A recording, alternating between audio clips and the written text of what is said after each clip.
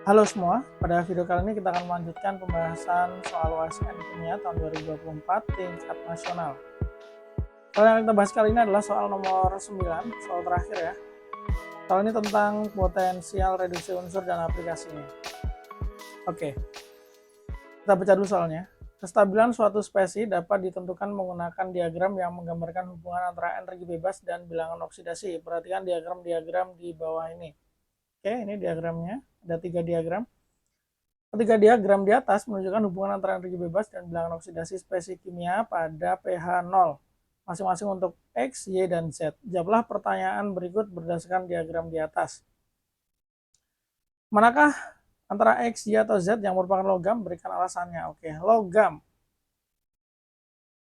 Logam itu tentunya dia cenderung membentuk ion positif ya, atau biloxnya cenderung positif.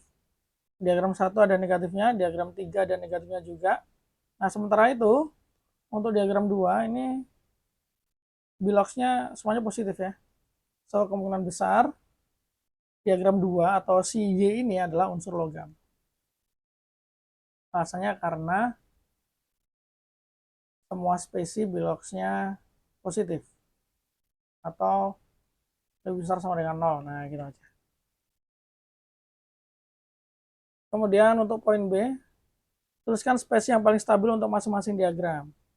Baik, ini kan grafik antara energi bebas dan bilangan oksidasi ya. Berarti energi bebasnya itu kan yang sumbu Y atau yang vertikal. Nah, kan energi bebas itu semakin rendah maka semakin stabil ya. Jadi kita tinggal lihat aja di diagram ini manakah yang posisinya paling bawah. Kalau untuk diagram 1, posisi paling bawah adalah XH4+. Diagram 2, posisi paling bawah adalah Y2+. Kemudian untuk diagram 3, yang paling bawah adalah Z-. Nah, jadi spesies-spesies ini yang paling stabil di masing-masing diagram. Lanjut ke soal poin C. Pada diagram 1, manakah spesies yang paling mudah mengalami reaksi disproporsionasi? Berikan alasannya. Baik, kalau dari diagram ini, reaksi disproporsionasi itu bisa terjadi ketika spesiesnya ada di posisi ini, kemudian di kanan sama di kirinya grafiknya membentuk kayak gunung ya, kayak bukit ini. Mau bentuknya seperti ini boleh, mau seperti ini juga boleh, mau bahkan ekstrim gini juga boleh. Nah, itu kemungkinan akan mengalami disproporsionasi. Nah, kalau diagram 1 yang mungkin mengalami disproporsionasi itu adalah yang paling kelihatan ya, ini, XH2OH+. Ya, meskipun untuk spesies ini bisa kemungkinan mengalami disproporsionasi ya, karena dia meskipun dia nggak benar-benar kayak bukit, dia kayak gini. Nah, gini juga bisa disproporsionasi ya. Kalau ditanyanya di sini adalah yang paling mudah, ya berarti paling kelihatan nih, XH2OH+.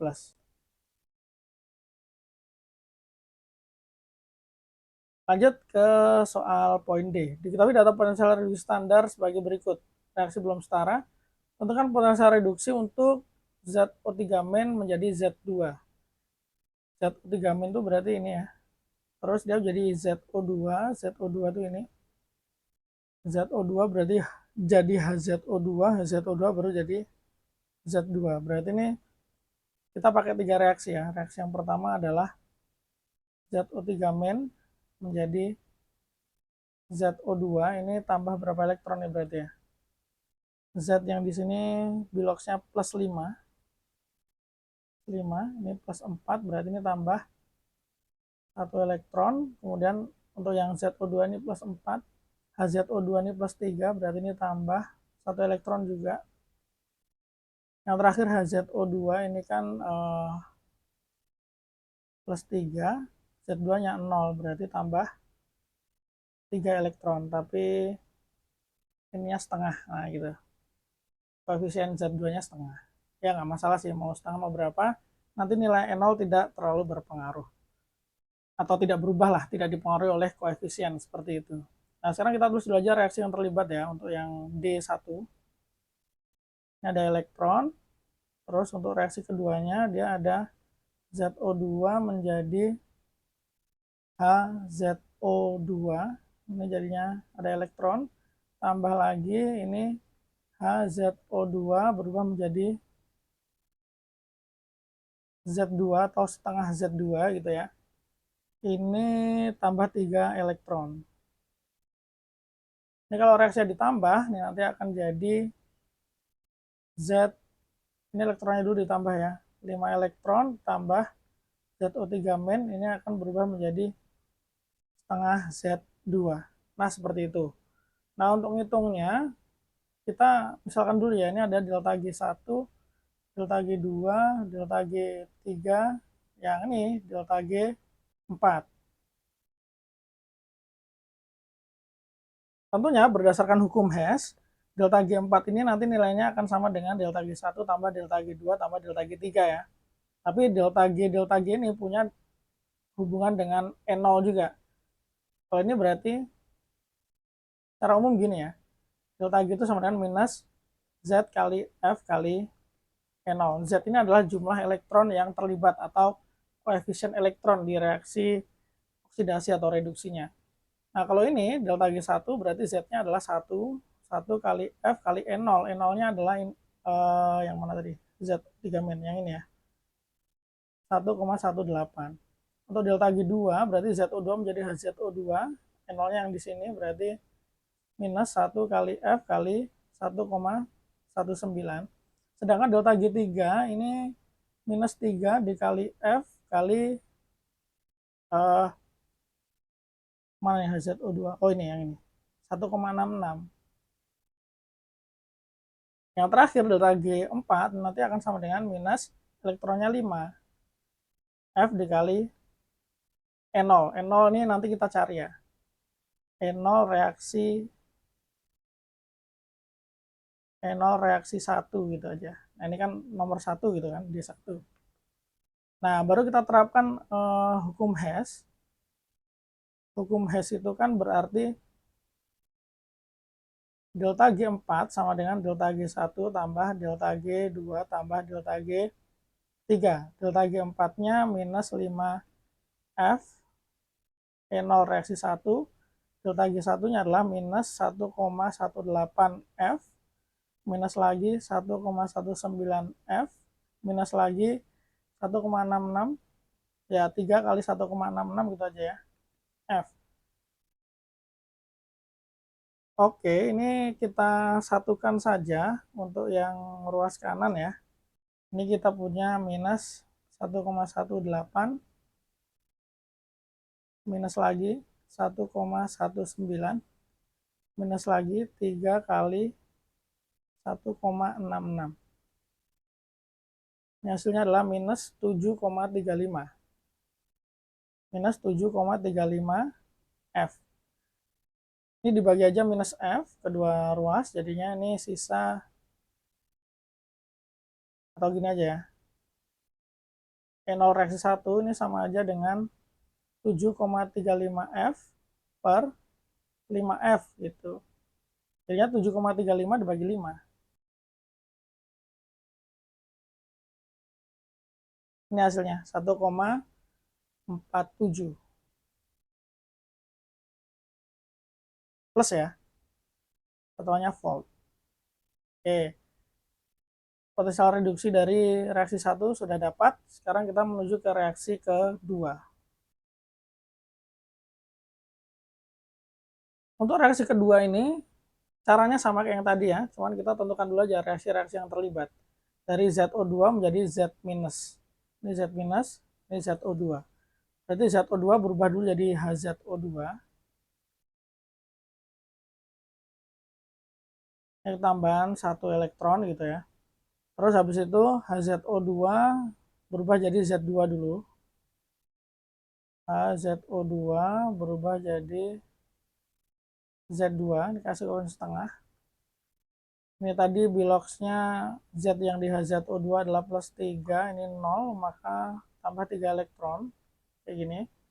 Habis itu yang terakhir dari Z2 menjadi Z minus. Ini dari 0 jadi min 1. Berarti tambah 1 elektron. Kayak gini kan. Kalau dijumlah jadinya adalah 5 elektron tambah Z2 menjadi Z minus. Sorry. Kenapa setengah Z2? Ini nih, ZO2.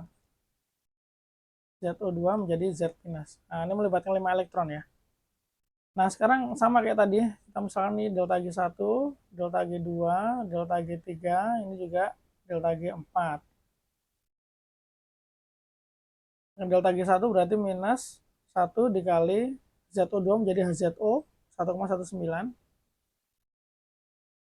Kemudian delta G2 dari HZO2 jadi Z2 1,66. Delta G3-nya ini reaksi yang paling bawah 1,36. G4-nya berarti minus 5 kali F kali E0, kita cari E0 reaksi 2. Tinggal kita terapkan hukum Hess.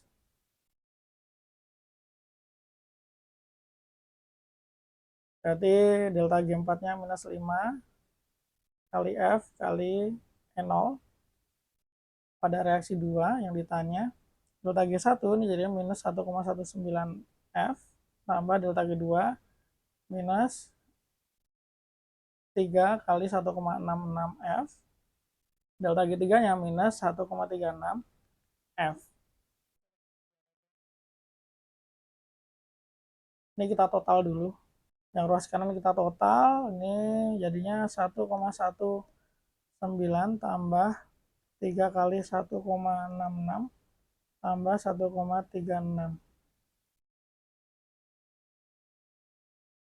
Ini ya, 7,53 minus 7,53. Terus habis itu tinggal kita pindah ruas gini ya. Jadinya 7,53 ini minusnya saling menghilangkan per 5. F-nya coret gitu kan. 7,53 dibagi 5. 7,53 dibagi 5 hasilnya adalah 1,506. Plus ya. Wow. Ini adalah potensial reduksi untuk reaksi kedua. Oke, poin D beres. Kita lanjut ke poin E. Pada kondisi lain, logam kromium adalah salah satu logam yang termasuk di golongan transisi. Kromium memiliki beberapa bilangan oksidasi, 0, plus 2, plus 3, plus 4, dan plus 6. Untuk krom plus 6, terdapat dua spesies yang sering ditemukan, yaitu kromat dan dikromat. Ion kromat berwarna kuning, sedangkan ion dikromat berwarna jingga. Perhatikan reaksi berikut. Ini reaksinya. Reaksi kesetimbangan ini ya. Harusnya H+. Apakah reaksi di atas merupakan reaksi reduksi oksidasi? Berikan alasannya. Untuk yang E, jawabannya adalah tidak. Kenapa? Karena tidak ada atom yang mengalami perubahan Bilox.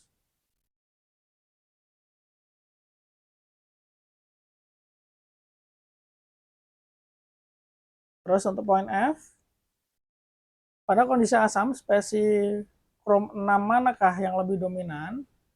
Ini reaksi kesetimbangan ya, terlihat ya. Kalau asam berarti kan H plus-nya banyak. Kalau H plus-nya ini banyak, maka berdasarkan prinsip kesetimbangan, reaksi akan geser ke arah reaktan. Reaksi geser ke kiri. Nah, yang di kiri itu berarti ada siapa ini? CR2O72- ya. CR2O72- meningkat.